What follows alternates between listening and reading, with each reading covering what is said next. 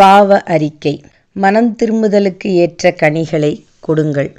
மத்தேயு 3:8. பரிசேய மார்க்கத்தார்களிடம் ஒரு முக்கியமான பாரம்பரியம் இருந்தது.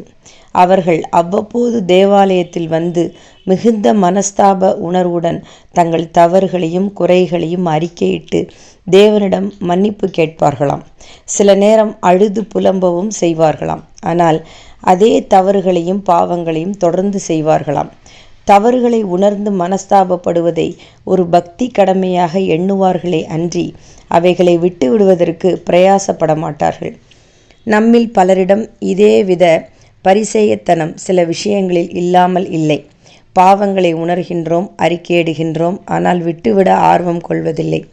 பாவங்களை அறிக்கையிடுவதிலேயே பரிசுத்தம் ஆகிவிடுவதாக எண்ணிவிடுகிறோம். அதையே பக்தி என எண்ணுகிறோம். இது தவறான ஒரு போக்கு. நம்முடைய பாவ அறிக்கை ஒரு உண்மையான பரிசுத்த மாறுதலால் தொடரப்பட வேண்டும். இல்லையேல் அதனால் எந்த பிரயோஜனமும் இல்லை. வாரந்தோறும் தேவ சமூகத்தில் வந்து தப்பிப்போன ஆடுகளைப் போல உம்முடைய வழிகளை விட்டு விலகி போனோம், எங்களுக்கு இளைப்பாறுதலே இல்லை என்று கிளிப்பிள்ளை போல உண்மையான உணர்வின்றி சொல்வதால் என்ன பிரயோஜனம்?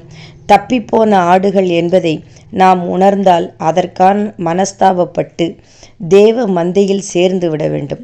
ஒரு மனிதன் மருத்துவரிடம் வந்து அவ்வப்போது நான் ஒரு நோயாளி, எனக்கு சுகமே இல்லை என்று கூறியும் அந்த மருத்துவர் தரும் மருந்து எதையுமே ஏற்காமலே போனால் அவன் என்றுமே நோயாளியாகவே இருப்பான். உண்மையை ஒத்துக்கொள்வதால் மட்டும் அவன் ஆரோக்கியமடைந்து விடான். பல சபைகளில் பாவ அறிக்கை ஜெபம் ஞாயிறு ஆராதனை வேளைகளில் தவறாமல் ஏறெடுக்கப்படுகிறது. ஆனால் பெரும்பாலானோர் அதனை விழிப்புணர்வு இல்லாமல் பாவத்தை பற்றியோ பாவ மன்னிப்பை பற்றியோ எந்த விசேஷ சிந்தனையும் இல்லாமலேயே ஏறெடுக்கின்றனர். அதனால் என்ன பிரயோஜனம்? எனவேதான் யோவான் மனம் திரும்புங்கள் என்று மட்டும் பிரசங்கியாமல் மனம் திரும்புதலுக்கு ஏற்ற கனிகளை கொடுங்கள் என்றும் பிரசங்கித்தான். சிந்தனைக்கு: தவறை உணர்வது நேர்மை, அதனை சரி செய்ய முன் வருவது விவேகம். ஆமென்.